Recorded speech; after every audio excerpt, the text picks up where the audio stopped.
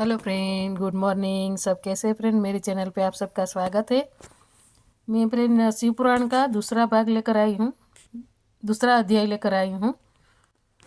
तो सुनिए, आप मैं अच्छे से आपको सुनाती हूँ और समझाती हूँ। सावन का महीना चल रहा है तो हम यही सुनेंगे शिव पुराण। हर हर महादेव। श्री शौनक जी ने कहा, महाभाग सुत जी, आप धन्य हैं, परमार्थ तत्व के ज्ञाता है। आपने बहुत कृपा करके हम लोगों को यह दिव्य कथा सुनाई है। निश्चित ही भूतल पर इस कथा के समान कल्याण का कोई दूसरा सर्वश्रेष्ठ साधन नहीं है। ये बात निश्चय ही है। आज हमने आपकी कृपा से समझ ली है। सुत जी, कलयुग में इन कथाओं के द्वारा कौन कौन से पापी शुद्ध होते हैं, उनका कृपा पूर्वक वर्णन कीजिए एवं इस जगत को कृतार्थ कीजिए। फिर सुत जी कहते हैं, मुने, जो मनुष्य पापी, दुराचारी, खल तथा काम, क्रोध आदि में निरंतर लिप्त रहता है, वह मनुष्य भी शिव पुराण के श्रवण पाठन से शुद्ध हो जाते हैं। इस विषय में जानकर मुनि इस प्राचीन इतिहास का उदाहरण दिया करते हैं, जिसके श्रवण मात्र से संपूर्ण पापों का नाश हो जाता है। प्राचीन काल की बात है। कहीं किरातों के नगर में एक देवराज नामक ब्राह्मण रहता था। देवराज ज्ञान में अत्यंत दुर्बल, दरिद्र, रस बेचने वाला तथा वैदिक धर्म से विमुख था। वह स्नान, संध्या आदि कर्मों से भ्रष्ट हो गया था एवं वेश्यावृत्ति में तत्पर रहता था। उसका नाम था देवराज। वह अपने ऊपर विश्वास करने वाले लोगों को ठगा करता था। उसने ब्राह्मणों, क्षत्रियों, वैश्यों, शूद्र तथा दूसरों को भी अपने वाहनों से मारकर उन सबका धन हड़प लिया था।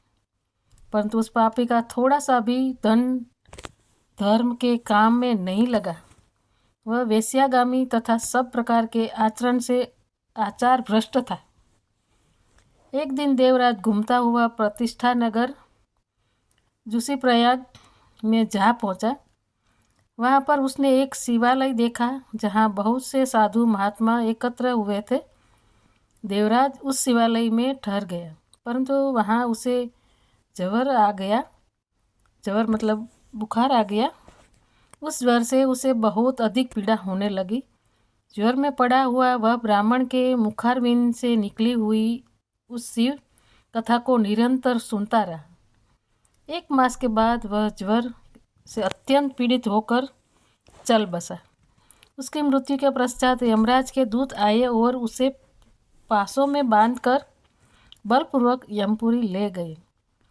इतनी ही देर में शिवलोक से भगवान शिव के पार्षदगण आ गए। उनके और अंग कपूर में समान उज्ज्वल थे, हाथ त्रिशूल से सुशोभित थे। उनके संपूर्ण अंग भस्म में चमक रहे थे तथा वृक्ष की मालाएं उनके शरीर को शोभा बढ़ा रहे थे। वे सभी क्रोधपूर्वक यमपुरी गए और यमराज के दूतों को मारपीट कर बारंबार धमकाकर उन्होंने देवराज को उनके चंगुल से छुड़ा लिया और अत्यंत अद्भुत विमान पर बैठाकर जब वे शिवदूत कैलाश जाने को उद्यत हुए, उस समय यमपुरी में भारी कोलाहल मच गया। उस कोलाहल को सुनकर धर्मराज अपने भवन से बाहर आए। साक्षात दूसरे रुद्रों के समान प्रतीत होने वाले उन चारों दूतों को देखकर धर्मज्ञ धर्मराज ने उनका विधिपूर्वक पूजन किया और अपनी ज्ञान दृष्टि से बस देखकर ही सारा वृतांत जान लिया। उन्होंने भय के कारण भगवान शिव के उन परमात्मा दूतों से कोई बात नहीं पूछी, अपितु उन सब की पूजा एवं प्रार्थना की। तत्पश्चात वे शिव दूत कैलाश को चले गए और वहाँ पहुंचकर उन्होंने उसे ब्राह्मण को दयासागर सांब शिव के हाथ में दे दिया। तो फ्रेंड, ये अध्याय यहीं ख़त्म होता है। तो हर हर महादेव शंभू। आप सब ये सुनिए।